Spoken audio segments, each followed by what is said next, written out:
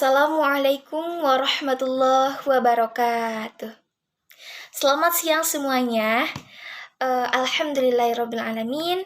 Wabihi nasta'inu ala umurid dunia waddin. Wassalatu wassalamu ala asrafil anbiya wal mursalin. Wa ala alihi wa sahbihi ajma'in. Amma ba'du. Puji dan syukur marilah kita panjatkan kepada Allah Subhanahu wa Ta'ala yang telah memberikan rahmat kepada kita. Kemudian salawat beserta salam semoga tercurah limpahkan kepada junjungan kita baginda besar Nabi Muhammad Sallallahu Alaihi Wasallam. Kemudian tidak lupa yang terhormat kepada Ibu Ustadzah Siti Aisyah selaku dosen pengampu mata kuliah Sejarah Peradaban Islam. Kemudian tidak lupa kepada teman-teman yang menonton video saya saat ini yang saya banggakan dan saya cintai. Sebelumnya saya Resti Nuragustiani dengan NIM 121102203888.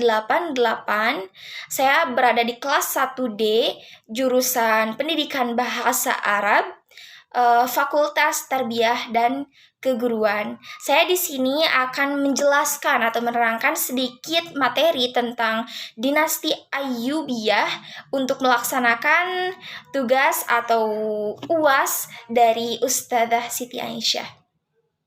Waqtan wa mahallan fatafadhal mashkuran. Nah, di sini saya akan menjelaskan seperti yang saya katakan tadi, menjelaskan tentang dinasti Ayyubiyah. Tapi sebelum itu, sebelum kita memasuki ke inti atau pokok materi, sebelumnya kita tahu bahwa sebelum ada dinasti Ayyubiyah itu terdapat dinasti Abbasiyah yang mempunyai kekuasaan wilayah yang sangat luas. Termasuk salah satunya yaitu Mesir. Nah, pada periode kedua ini, setelah dinasti Abbasiyah tersebut, kawasan Mesir menjadi wilayah yang otonom atau yang berdiri sendiri di Baghdad. Nah, pada periode tersebut terdapat dinasti-dinasti kecil yang bermunculan di kawasan Mesir tersebut. Di antaranya yaitu dinasti Tuluhiyah, dinasti Ihsidiyah, kemudian dinasti Fatimiyah, dinasti Ayyubiyah yang nanti saya akan jelaskan. Kemudian yang terakhir yaitu dinasti Mamluk. Nah, masuk kepada sejarah dinasti Ayyubiyah, yaitu Ayyubiyah sendiri merupakan sebuah dinasti yang berlatar belakang Sunni atau ahli sunnah wal jamaah yang dimana berkuasa di Mesir atau daerah Afrika Utara, Suriah di sebagian Yaman, Irak, Mesir, kemudian Hijaz dan Diyarbakir atau wilayah Tenggara Turki. Kemudian dinasti Al-Ayyubiyah ini didirikan oleh Salahuddin Al-Ayyubi yang dimana penamaan Al-Ayyubiyah ini dinisbatkan pada nama belakangnya yaitu Al-Ayyubi. Diambil dari nama kakeknya yang bernama Ayyub. Nama besar dinasti ini diperoleh sejak Salahuddin Al-Ayyubi berhasil mendirikan kesultanan yang bermadhab Sunni, menggantikan Kesultanan Fatimiyah yang bermadhab Syiah. Kemudian, Salahuddin Al-Ayyubi memulai karir politiknya saat usianya masih muda. Kemudian ayahnya yang bernama Najmuddin bin Ayyub menjadi komandan pasukan yang ditunjuk oleh Nuruddin Zanki di kota Ba'labak atau sebelah kota Suriah. Kemudian Najmuddin bin Ayyub menjadi komandan oleh Nuruddin Zanki, panglima militer yang berkuasa saat itu. Pada tahun 1164 Masehi, Salahuddin Al-Ayyubi mengikuti ekspedisi atau perjalanan pamannya Asaduddin Syirkuh ke Mesir. Kemudian 5 tahun kemudian, tepatnya tahun 1169 Masehi, Salahuddin Al-Ayyubi diangkat menjadi wazir atau gubernur oleh penguasa dinasti Fatimiyah dalam usia 32 tahun. Ia menggantikan pamannya Asaduddin Syirkuh yang wafat setelah 2 bulan ia menjabat sebagai wazir.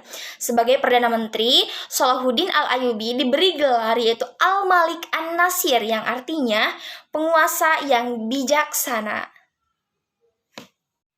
Setelah Al-Adid atau Khalifah dinasti Fatimiyah yang terakhir wafat pada tahun 1171 Masehi, Salahuddin Al-Ayyubi mulai menjalankan kekuasaan keagamaan beserta politiknya secara penuh, dan semenjak saat itu dinasti Ayyubiyah berkuasa hingga 75 tahun lamanya. Kemudian setelah Salahuddin menjalankan atau menguasai dinasti Fatimiyah, ia menghapus semua kebiasaan mendoakan Khalifah Fatimiyah dalam khutbah Jumat. Tradisi itu digantinya dengan mendoakan Khalifah dinasti Abbasiyah yaitu Al-Mustadi yang berkuasa sejak 566 Hijriah atau 1170 Masehi hingga 575 Hijriah atau 1180 Masehi. Namun Salahuddin tidak menghalangi rakyatnya yang ikut faham Syiah. Sejak dinasti Ayyubiyah berkuasa di Mesir pada bulan Mei tahun 1175 Masehi, Al-Mustadi memberikan beberapa daerahnya seperti Yaman, Palestina, Suriah Tengah, dan Maghribi kepada Salahuddin. Dengan demikian, ia mendapat pengakuan dari Khalifah Abbasiyah sebagai penguasa di Mesir. Kemudian penguasa di Mesir, Afrika Utara, Nubia, Hijaz, dan Suriah Tengah selama 1 dasawarsa atau sekitar 10 tahun. Kepemimpinannya kemudian Salahuddin berhasil menaklukkan Mesopotamia atau wilayah di sekitar Irak dan Iran sekarang. Ia berhasil mengangkat para penguasa yang setempat menjadi kepemimpinannya. Nah, selanjutnya kita masuk kepada poin kedua, yaitu siapa saja atau para penguasa dinasti Ayyubiyah tersebut. Nah, dinasti Ayyubiyah berkuasa sekitar 75 tahun lamanya dan terdapat 9 orang khalifah yang pernah menjadi penguasa pada saat tersebut, yaitu salah satunya Salahuddin Yusuf Al-Ayyubi, Malik Al-Aziz Imaduddin, Malik Al-Mansur Naisruddin, kemudian Malik Al-Adil Saifuddin, Malik Al-Kamil Muhammad, Malik Al-Adil Saifuddin, Malik As-Saleh Najmuddin, Malik Al-Muazzam Turansyah, kemudian Malik Al-Ashraf Muzaffaruddin. Tetapi dari ke-9 penguasa Ayyubiyah tersebut terdapat 3 orang khalifah yang sangat menonjol pada dinasti Ayyubiyah tersebut. Nah, yang pertama yaitu Salahuddin Al-Ayyubi sendiri, yaitu pendiri dinasti Ayyubiyah tersebut. Kemudian yang kedua yaitu Malik Al-Adil Saifuddin. Yang ketiga yaitu Malik Al-Kamil Muhammad. Nah, selanjutnya yaitu poin ketiga. Tadi sebelumnya kita sudah membahas sejarah latar belakangnya dinasti Ayyubiyah, kemudian para penguasa dinasti Ayyubiyah. Nah, yang sekarang yaitu kita harus mengetahui sedikit biografi yaitu Salahuddin Al-Ayyubi, yang dimana Salahuddin Al-Ayyubi ini menjadi khalifah terkenal pada saat itu, pada masa kekuasaan dinasti Ayyubiyah tersendiri, atau salah seorang pemimpin atau pendiri dinasti Ayyubiyah tersebut. Nah, Salahuddin Al-Ayyubi, nama lengkapnya yaitu Salahuddin Yusuf Al-Ayyubi Abdul Muzaffar Yusuf bin Najmuddin bin Ayyub. Ia berasal dari bangsa Kurdi. Ayahnya bernama Najmuddin bin Ayyub, sedangkan pamannya bernama Asaduddin Syirkuh. Kemudian, dia dilahirkan atau di benteng Tirkit tahun 532 Hijriah atau 1137 Masehi, tepat ketika ayahnya menjadi pemimpin benteng Seljuk di Tirkit. Saat itu, baik ayah ataupun pamannya mengabdi kepada pemimpin benteng tersebut, yaitu Imaduddin Zangki, gubernur Seljuk untuk kota Mosul, Irak. Ketika Imaduddin berhasil merebut kekuasaan di wilayah Belbek atau di Lebanon tahun 530 Hijriah, Najmuddin bin Ayyub diangkat menjadi gubernur Baalbek oleh Sultan Suriah bernama Nuruddin Muhammad. Pada masa kecilnya, Salahuddin Al-Ayyubi dididik oleh ayahnya untuk menguasai ilmu sastra, kemudian ilmu kalam, kemudian menghafal Al-Quran, dan ilmu hadis di madrasah. Akan tetapi dalam buku-buku sejarah yang dituturkan bahwa cita-cita awal Salahuddin Al-Ayyubi ini menjadi orang yang ahli agama Islam atau ulama. Ia senang berdiskusi tentang ilmu kalam, ilmu Al-Quran, kemudian fikih, dan hadis tersebut.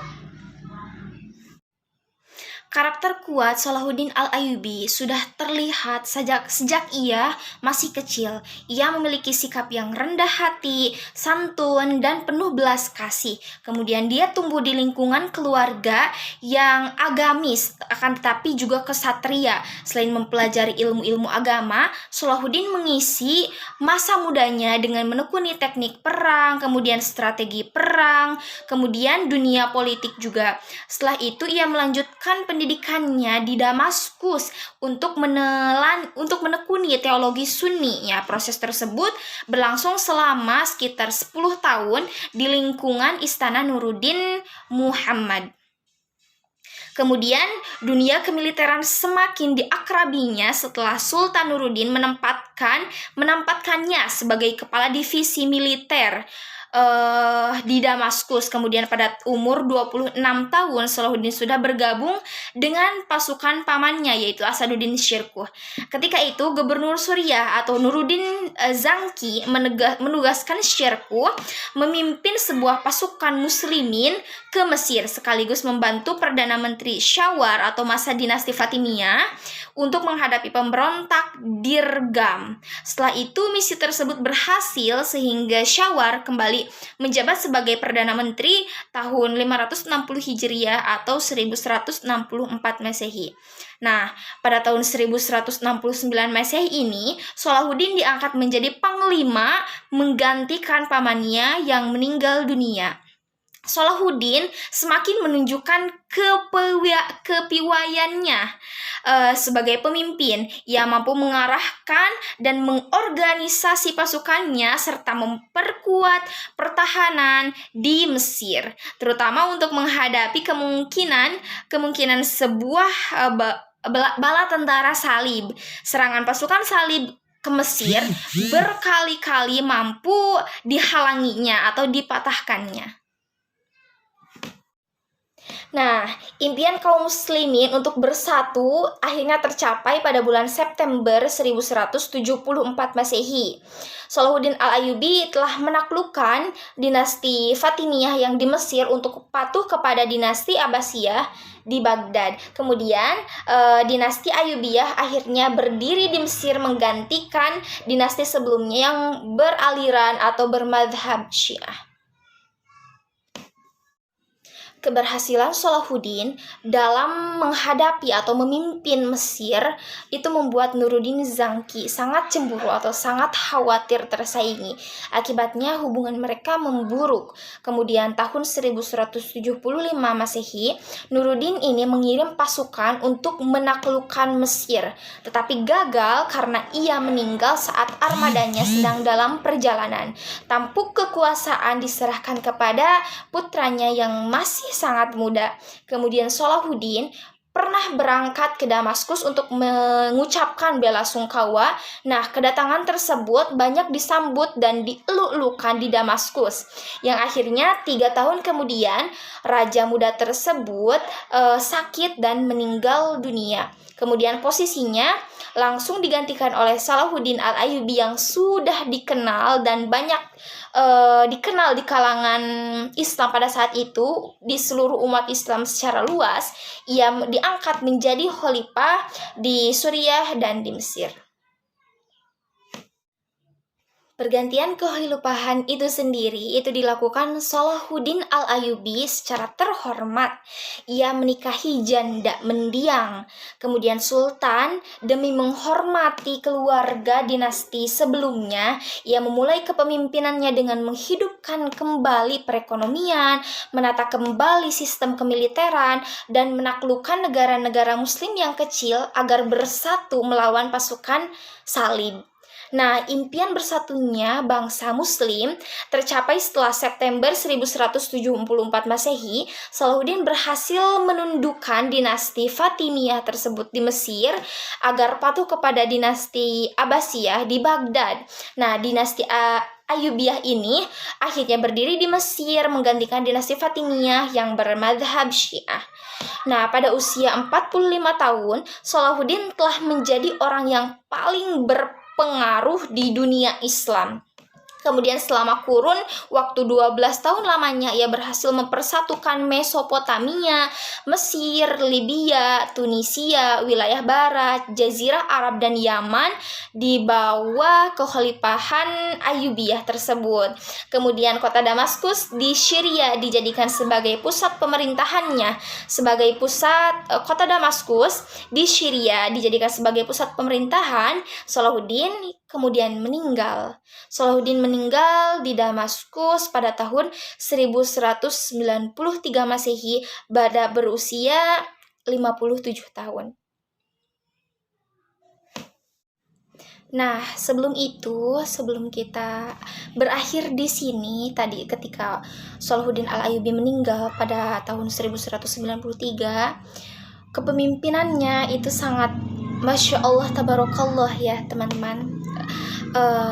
Sangat adil, bijaksana, juga toleransinya itu sangat kuat, apalagi ketika ia mendapatkan tempat sebagai khalifah di Iskandaria, dia tetap mengunjungi tetap bertoleransi dan mengunjungi kaum Kristen tersebut.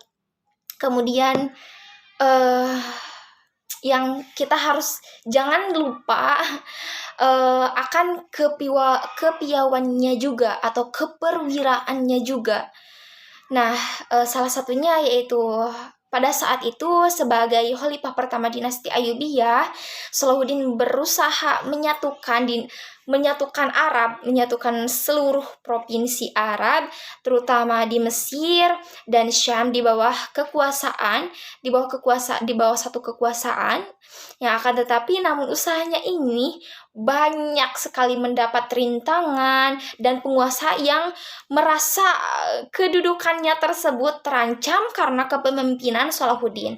Untuk menghadapi hal tersebut, ia melakukan berbagai upaya yang dimana upaya tersebut yaitu yang pertama memadamkan pemberontakan oleh Hajib, orang yang paling dituakan dalam keluarga Al-Aqid, atau khalifah terakhir dinasti Fatimiyah, sekaligus perluasan wilayah Mesir sampai ke selatan Nubia. Kemudian yang kedua, perluasan wilayah dinasti Ayyubiyah ini ke Yaman. Yang ketiga yaitu perluasan wilayah dinasti Ayyubiyah ke Damaskus dan Mosul. Usaha-usaha yang dilakukan oleh Salahuddin tersebut menuai hasil yang sangat gemilang. Ia mampu menyatukan Mesir, Suriah, Nubah, kemudian Yaman, kemudian Tripoli dan wilayah lainnya di bawah kepemimpinan Ayyubiyah. Tujuannya agar persatuan umat Islam menjadi kuat dan melampaui atau melawan gempuran tentara salib. Nah, kemudian perang salib yang terjadi pada masa Salahuddin merupakan perang salib periode kedua. Nah, perang tersebut berlangsung sekitar tahun 1144 hingga 1192 Masehi. Periode ini tersebut atau disebut juga sebagai periode reaksi umat Islam. Tujuan utamanya adalah membebaskan kembali Baitul Maqdis atau Al-Aqsa. Nah, peristiwa perang terpenting yang telah dilalui oleh Salahuddin Al-Ayyubi diantaranya yaitu 1. Pertempuran Safuriyah, kemudian yang kedua yaitu pertempuran Hittin, nah kemudian yang terakhir yang ketiga yaitu pembebasan Al-Quds atau Baitul Maqdis. Nah, terakhir yang harus kita ketahui kehadiran Salahuddin Al-Ayyubi ini menghadiri dalam perang salib itu merupakan sebuah anugerah yang sangat besar. Strategi itu dikembangkannya mampu menyatukan umat Islam dalam membela agamanya. Kemudian Salahuddin dapat disebut sebagai pahlawan besar bagi umat Islam karena kecintaannya terhadap agama dan umat begitu tulus sekali. Hampir seluruh kehidupannya dikorbankan untuk menegakkan kedaulatan negara dan umat Islam. Keperwiraan Salahuddin Al-Ayyubi ini terukir dalam sejarah. Tidak hanya diakui oleh umat Muslim saja, akan tetapi juga oleh umat Kristen.